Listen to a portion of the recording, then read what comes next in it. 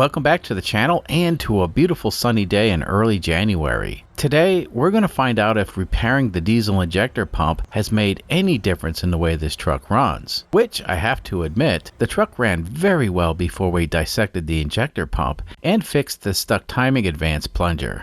Anyway, we're probably going to go ahead and do some tweaks to this and that in order to get the full potential from this custom-built diesel-powered truck. Let's take a look under the hood. So as most of you folks know, this Chevy S10 is hiding a 1.6 liter naturally aspirated Volkswagen diesel engine between its frame rails. An unusual engine swap, that's for sure, but it has a purpose. In the previous videos, we disassembled the injector pump and got the plunger that controls the injector pump timing unstuck. So now this truck should theoretically perform a lot better now that we restored the variable timing on the pump. So reinstalling the injector pump was not an easy task, and that's because this engine has a timing belt. Timing a Volkswagen diesel engine is a bit more involved than a normal engine with a timing belt. On a Volkswagen diesel, the camshaft has to be locked in place with this special tool. Also on this engine, the cam pulley is not keyed to the camshaft, and you have to loosen the pulley so it spins freely during the procedure. Now, once everything is lined up, then the cam pulley can be locked down. At that point, then the injector pump can be precision timed with a dial indicator. Now all this stuff was done off camera, and it takes about 3 hours to install the pump on this truck, and that's because the engine's not easy to get to as it would be if it were in a Volkswagen Jetta or Golf. Anyway, the pump timing has been set on the spicy side of the factory specs, but that might not be good enough. If the pump is worn out, we may have to go beyond the factory specs. Now, it's true we just took the pump apart and repaired it, plus replaced all the seals. But the pump may still be worn out. You see, we didn't replace or even check any of the critical components because that stuff's above my pay grade, and I don't have the necessary tools to fiddle with it anyway. Now, obviously, we've gone through the process of bleeding all the air from the system, and we even had the engine running for about 20 minutes yesterday. Now today, we're going to see how the engine responds to a true cold start. In theory, on a 60-degree day, this engine should start right up without any drama. So the first thing we need to do is pull up on the cold start cable. This gizmo will advance the injector pump timing about 4 degrees, and that'll help the engine start when it's cold. Now this cold start thingy was one of the things that we fixed when we had the injector pump apart, and this has actually been confirmed to work now. Now over here, you can see that the engine's at 59 degrees Fahrenheit, which means the engine should start right up after exactly 20 seconds of glow plug heat.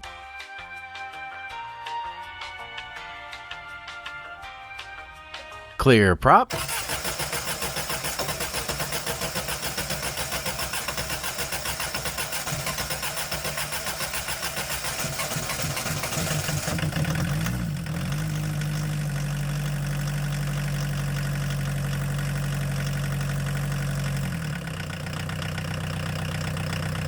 Well, that took a lot longer than expected. Now keep in mind, we take a lot of notes about everything for this project, and that's kind of what you have to do when making so many changes. Anyway, despite the pump being set up a little bit more spicy than the factory specs, we just saw this engine struggle to start at 60 degrees. So we may have low compression, which is definitely possible, or the injector pump may not be building enough pressure to pop the injectors at the right time. My vote is the pump's probably not able to build the correct pop pressure at the right time. So that kind of means we need a new or a rebuilt pump. But the good news is we can tweak the pump timing to compensate for this problem. Now old timers know this trick, and it's nothing new, and advancing the pump timing beyond the factory specs is pretty common on older engines. So I could do that willy-nilly as I've done in the past, and eventually I will do it, but it would be nice to have additional proof that the injector pump timing is running late. So the symptoms of late pump timing are difficult starting, which we have, smoky exhaust, which we don't have at idle, lack of power, and higher than expected exhaust gas temperatures. So I reckon we need to do a quick road test to check for smoke, power, and the exhaust gas temperatures. Fast forward a few minutes and the engine's fully warmed up and we're heading out of town. Once we get past this speed zone, then we can accelerate up to cruising speed, which is 55 miles per hour. Well, this is going to be a short test. In the rearview mirror I can see smoke. It's sort of light bluish in color, as if the engine was burning oil. This truck doesn't have a history of a smoky exhaust, and this is the first time I've seen smoke in my rearview mirror, so that's interesting. Also, at light throttle, the exhaust gas temperatures are a lot higher than expected. Unfortunately, due to the lighting, you probably can't see the EGT gauge on video. Now keep in mind, there is no wind today, and this truck is struggling to get to 55 miles per hour. So things are not looking good for our hero. Yep, we just went over 1,000 degrees Fahrenheit on the EGT. Now that's not normal for this truck, especially at 55 miles per hour with no wind. Generally, an exhaust gas temperature gauge is often used when tuning a turbo on a diesel. However, on a normally aspirated diesel engine, the EGT is also very helpful. Technically, we really don't have a reason that requires the EGT gauge if everything was in perfect condition. But when you're dealing with a custom application and a lot of older parts, it's always helpful to put a gauge on the things that can destroy your engine. So it looks like we need to head back to the shop and bump up the pump timing to compensate for the 40 years this pump's been circling the sun, or in other words, the pump is probably a little bit tired. Well, that was a disappointing test drive, but we did get the information we were looking for. The lack of power, smoky exhaust, and the high EGTs are telling us the pump timing is off, despite the fact that it was set to the recommended settings in the service manual. At this point, the only thing we can do with this pump is to advance the timing slightly and see how that affects performance. So off camera, I went ahead and put some paint on the pump and on the sheet metal belt guard. At this point, I can draw a line across the belt guard and the pump so we have a baseline reference point. Now, holding the camera and drawing a line across this painted surface is a bit too much for me, so stand by.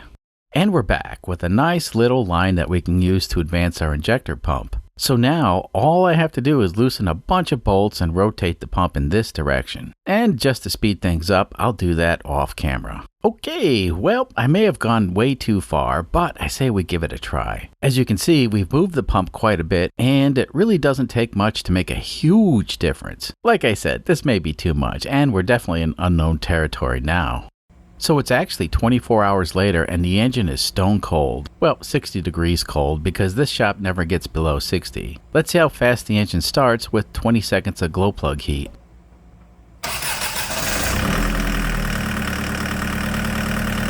Ah yes, that's a lot better. Now 20 seconds may seem like a long time for the glow plugs, but that's what this engine likes when it's cold. The less time we glow plug, the more drama we get, so 20 seconds it is. I think we should go for another test drive, but this time a little bit more spicy.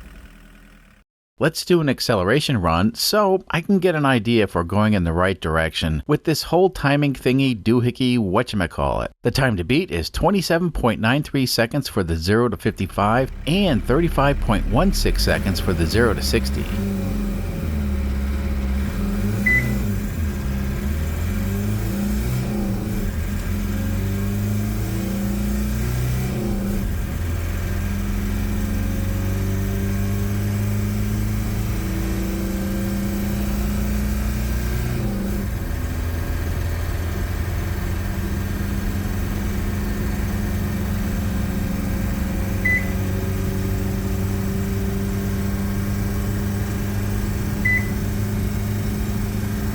Not too bad. Once again, we broke a record and accelerated this 2,500 pound brick up to a reasonable speed in a slightly unreasonable amount of time. But all things considered, this is an improvement nonetheless. Now off the line, there was a bit more spice and I felt it right away. At full throttle, the exhaust gas temperatures went over 1,000 degrees Fahrenheit by the time we hit 55 miles per hour. So that's somewhat concerning. And we were at 1,200 degrees Fahrenheit when we hit 60 miles per hour. Again, that's at full throttle. Now there was zero smoke that I could see in the rearview mirror, so it's hard to say why we're running hot under a full load at full throttle. Of course, I really don't know how hot this engine runs in a normal car. So if anybody out there has an EGT gauge on a stock 1.6 non-turbo Volkswagen, how hot do these engines get? Anyway, back in mid-November, the first time we did an acceleration test, we got to 55 miles per hour in 35.87 seconds. Which at the time didn't seem too bad. But getting to 60 miles per hour took 58.91 seconds. That's almost a whole minute.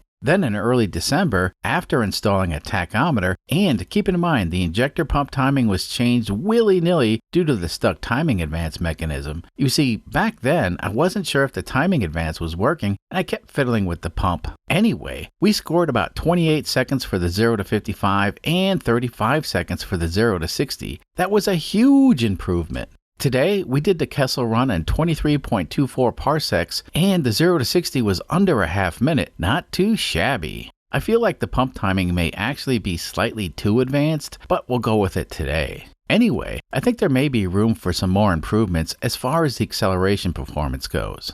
Fast forward again, and I'm back on the road. This time, the truck is set up to do a fuel economy run.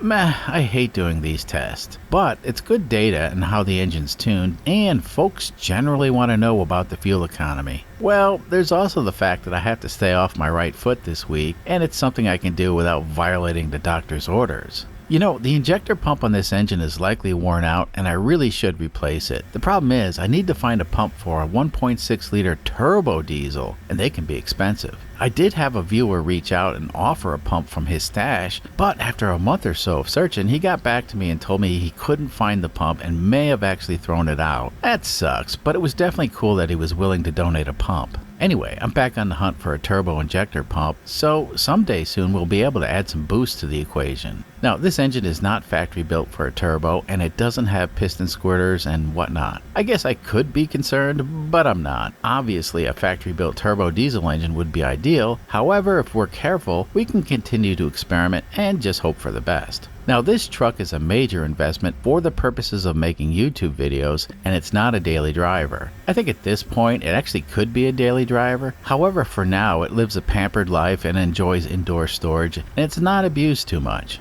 And we're done with the fuel economy test. Today, we drove 64.9 miles on the rural Kansas back roads at the legal speed limit of 55 miles per hour. The truck consumed 1.64 U.S. gallons, and that works out to 39.57 miles to the U.S. gallon.